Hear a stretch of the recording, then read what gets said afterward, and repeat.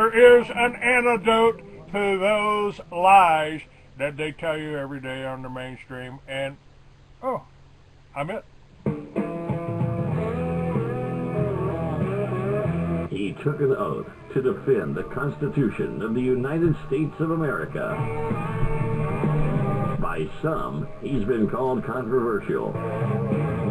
I'll keep my freedom, I'll keep my guns, try to keep my money and my religion too. Now, keep in mind that some of my guests have been approached by, Homeland Security or FBI saying, why are you going on the Clay Douglas show? My message to those guys, if they're listening this morning, is go get a cup of coffee. Maybe you'll learn something. We both took the same oath, to defend the Constitution against all enemies, foreign and domestic. I don't recall there being an expiration date on that. I'm gonna keep my big VA, keep my friends the same, keep the government out of my business, and y'all can keep the change.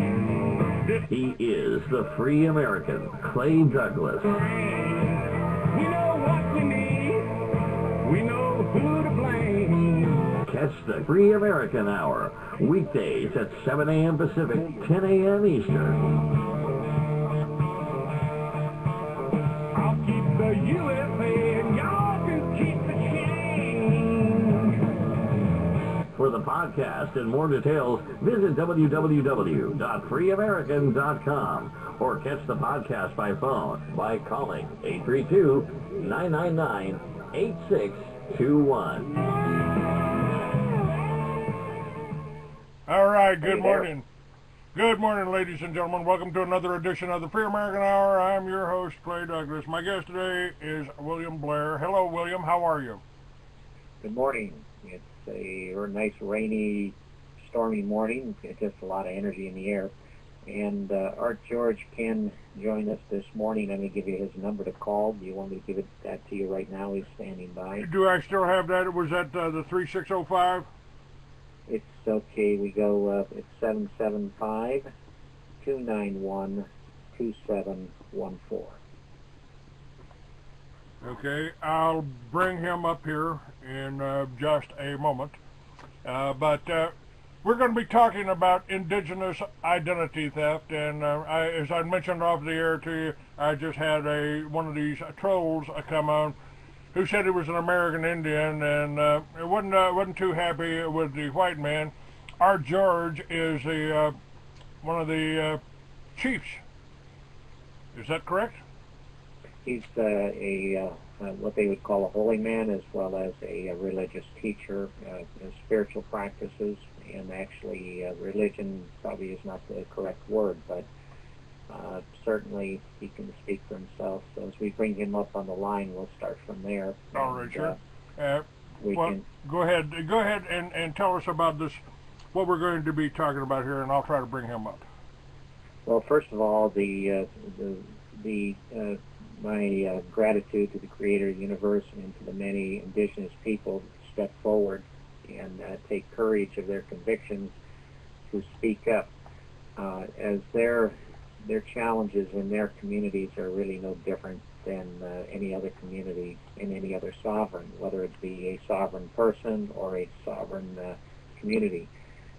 Certainly the word Indian is not respectful and appropriate anymore, and that was an invention, and certainly ended up with a lot of limited rights and civil rights. Hello, Art.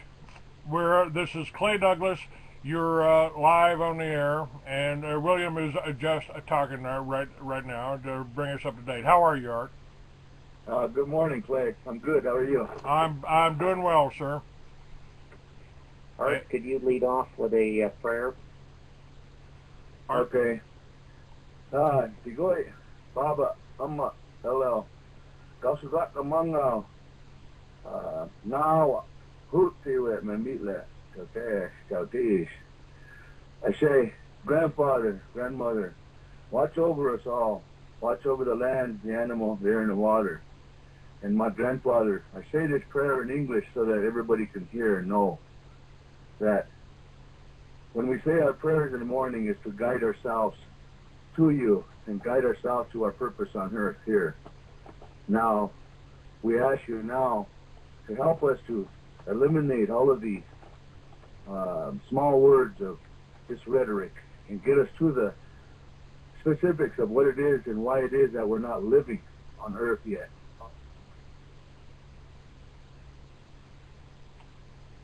Interesting. Not living on Earth yet. We're certainly not making use of it. We're the whole populace seems to be totally detached from it. It's kind of one of the things I've told people. I said, you know, we followed, when we came to this country, we followed and installed the European system. I think we would have been much better off following the way the Indians lived on the land, or the indigenous people here. The, you know, this, think about it, you know, Indians, not just because Columbus didn't know where, that the whole word came about because Columbus didn't know where the hell he was.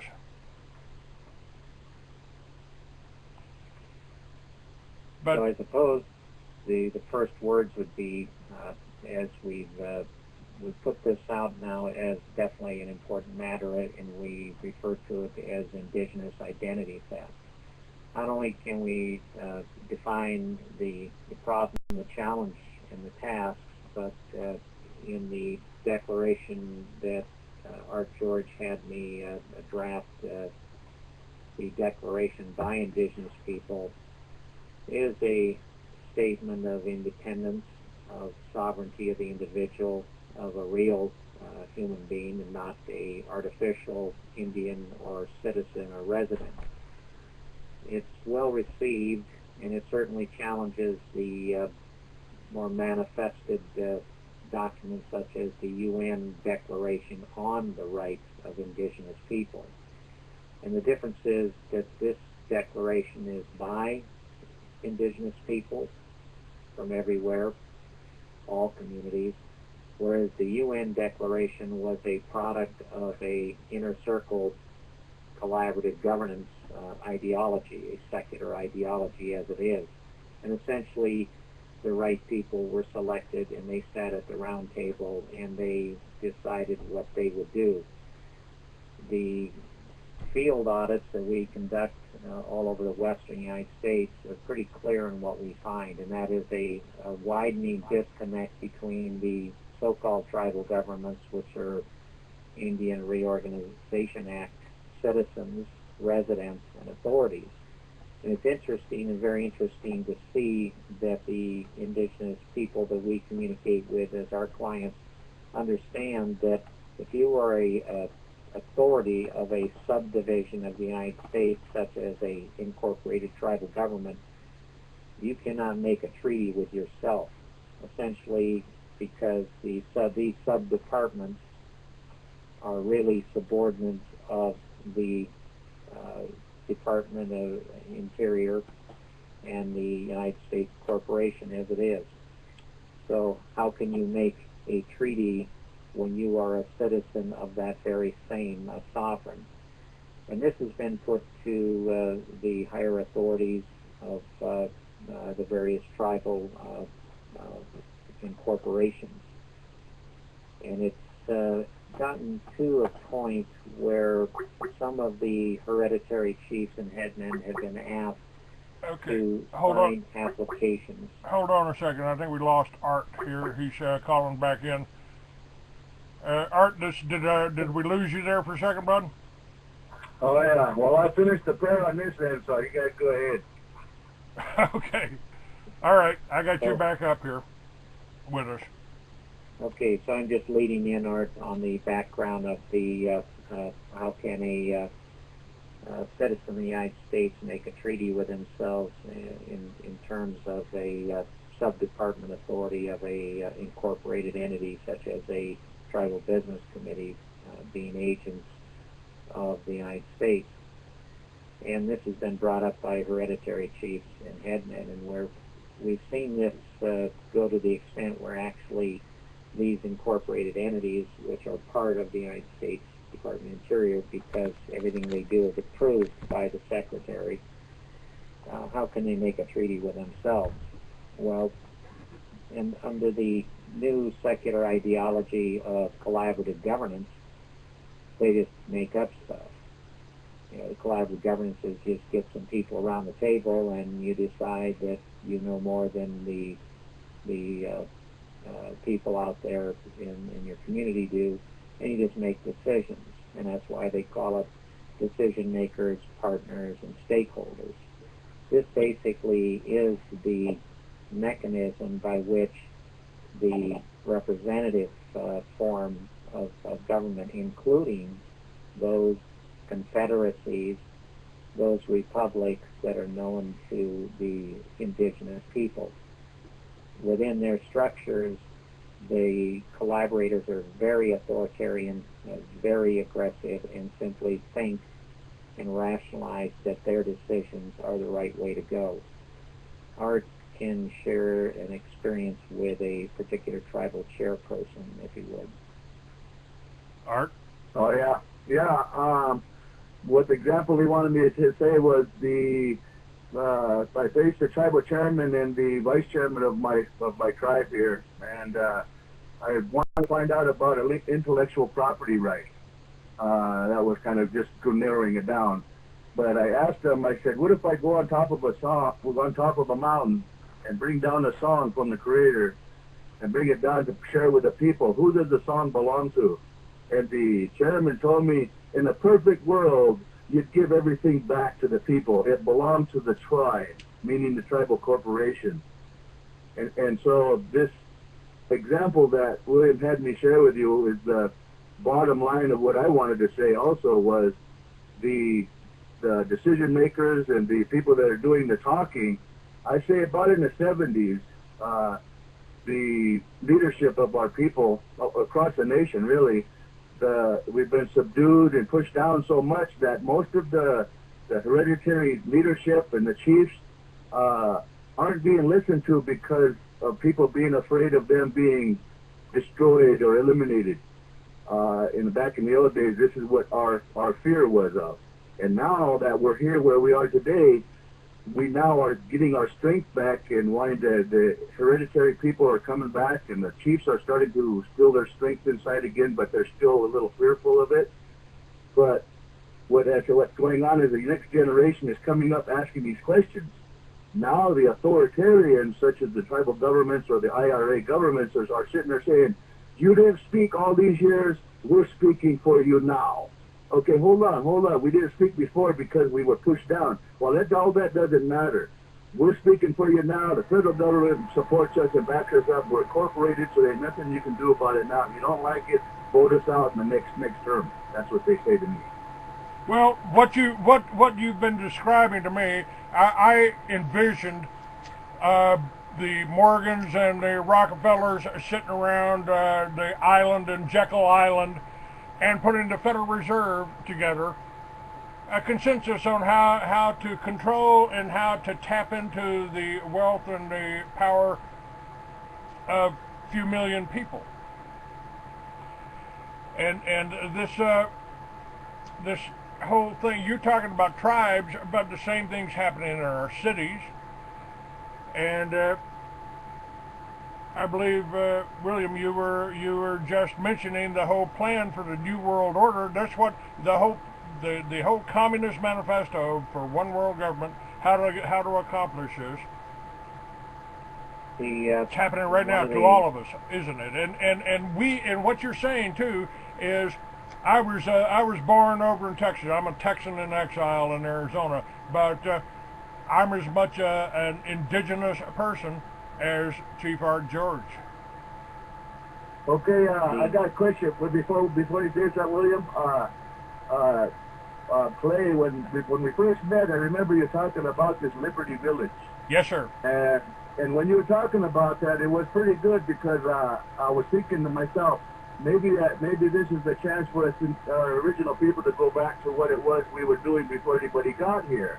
Because we were already living in such a community that you're talking about. But when you were talking about the Liberty Village, I could hear it in your voice that we, the original people, couldn't have the standings of our own standings yet, again, because now the Liberty Village is the people themselves want to go in a place where they feel is comfortable or where they think is important.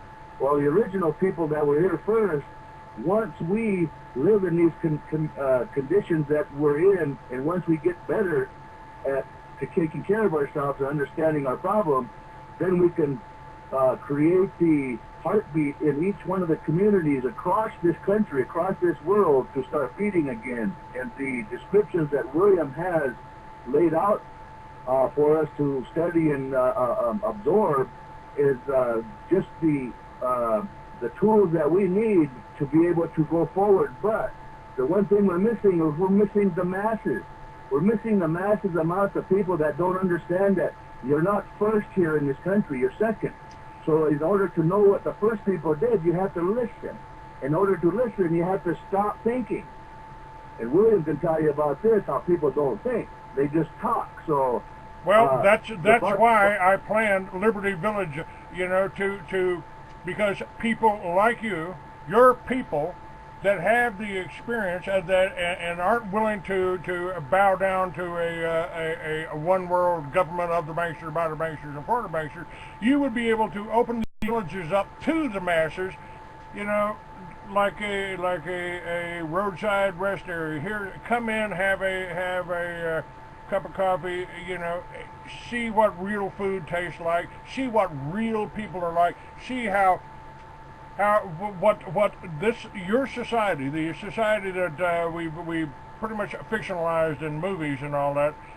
Here's how it would be in real life with 20th century technology. I mean, there's no reasons that the people living in these villages couldn't be the most educated and the most well-fed in the world.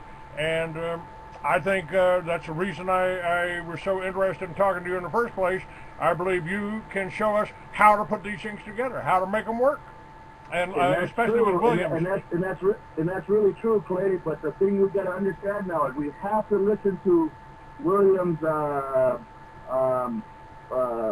specifics on where his information and how he has compiled all this together, how it lays out. Because right now, in order for us to even go there, my people right now are being faced with identity theft. You know, and he could go into that, you know. Well, I would choose William to write the charters for the villages all over. I don't want to rule nothing. What I see is a groups of people in contained areas, in certain areas, and the whole Wildlands project. Maybe William can mention something about that. The whole Wildlands project is to drive you out of the countryside and make it just good for the animals, but you can't hunt because this is the King's Preserve.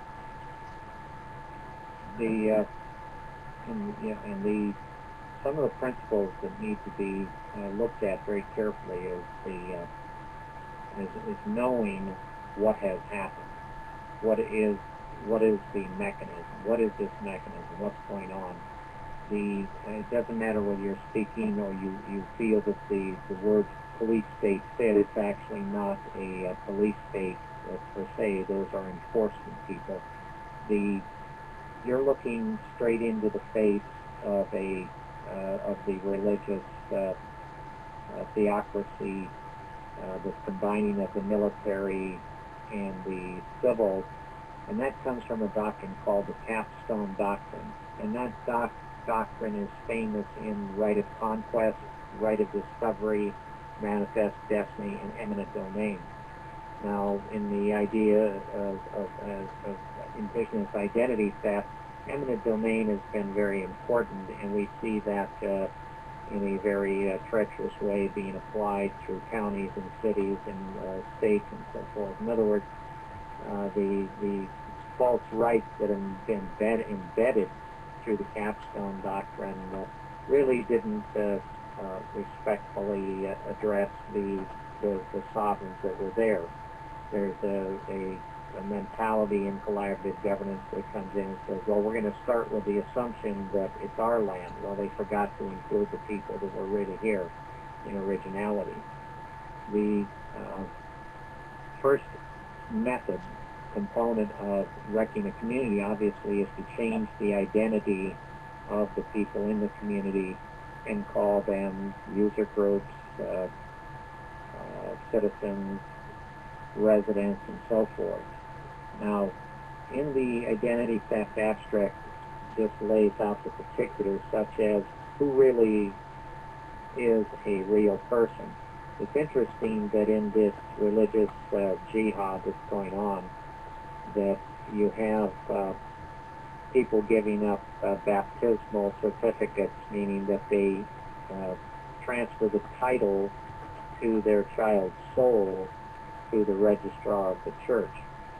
There's some particular paradox that have come out of this and really contravened and messed up the ideas that people have in Indian country. The misapplication of common law through federal rank and file. The getting rid of natural law means get rid of the natural people. And these principles have to be understood because the perception of what is Indian country really has come to nothing more than some fairly superficial ideas.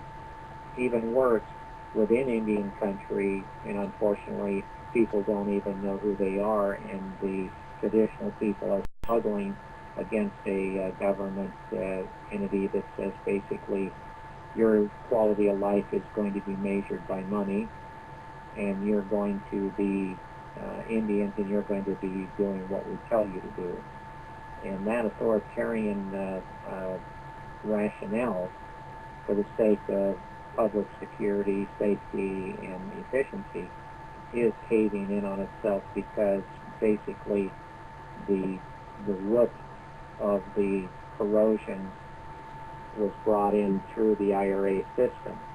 Now, I can go on into details forever, but we only have so much time. But I know this, that the force of law is moving very quickly, and it doesn't matter where. And the way that has to be met is with some direct demands and challenges. For every problem we identify within the Native American communities, the various sovereigns, we know what would be a reasonable recommendation.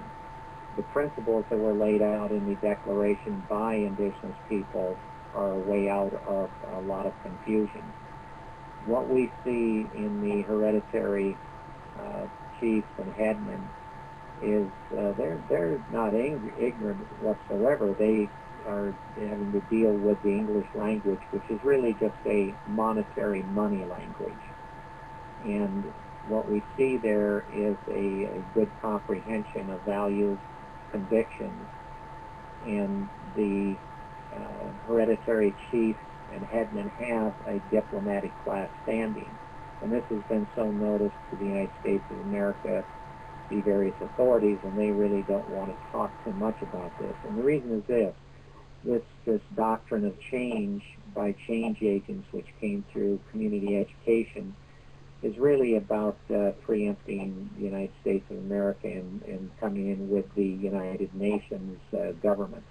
And this government is set up on the collaborative secular ideology. Now this is what we're referring to as the New World Order, right?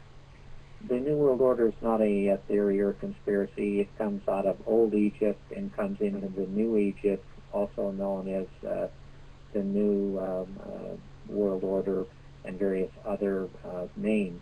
Basically, the public in this sort of theology, and it is a theology, it's a jihad, the occult perceptions are combined with the civil state and the military, and that makes up the capstone doctrine. It's a doctrine of force. And what we're seeing in this is that the lawyers that have attempted to construe the treaty covenants as contracts have really created a perjurous situation in their representation of Indigenous people, and that is that they owe a loyalty to the crown. And Esquire essentially means it's a title of nobility, and that follows the name of several bar association attorneys, and that loyalty is to the King and Queen of England. The British never left. The treaties that are in place, hidden in the District of Columbia and so forth, essentially get rid of the idea and the chatter about conspiracy theories. those people that are well informed as to what I'm talking about do not deal in conspiracy theories. They deal in plans, strategies, tactics, and what the indigenous people of America have been subjugated to is an interdiction program, and at the heart of that program is the Bar Association lawyers. The various applications of law that are being experimented with on Indian reservations are almost humorous, because such as the federal authorities trying to bring in common law through a federal system and applying to reservations. The various law school professors know exactly what I'm talking about. What kind of law are they imposing on the indigenous dominion? And when you look through all of the aspects of indigenous identity theft, and we're in the field. Art and I deal with and interview people, real people, on a real basis. And what we see constantly at the center of it is a lawyer who never explained to them their rights, certainly not their treaty rights, because when you look at treaties, you have treaties that were made between nations, tribes, creating official Indians, and there's one more word in there called parties. The parties to those treaties are heirship, hereditary, indigenous chiefs and headmen who signed those documents in good faith with the operation of the creator of the universe. And they have standing. And what is going on is that the United States Corporation, as a Secretary of Interior, and the lawyers come in and they negotiate civil and social matters continuously rather than actually explaining what law is being applied. In the identity theft abstraction, you'll see that we go into academic colonialism. We go into all kinds of applications. How do you steal something from people? Now, the model, the frame we use, is actually identity theft, and it's mentioned in several country statutes, including the United States. And it basically means that identity theft includes criminality. Those elements of criminality are present in the taking of the indigenous people's identity, and the purpose, as substantiated over and over again throughout Felix Cohen's Federal Indian Law Book, which can be used as evidence, is to take territories, natural assets, and turn these assets into, such as the buffalo, into IRA corporate assets. Now,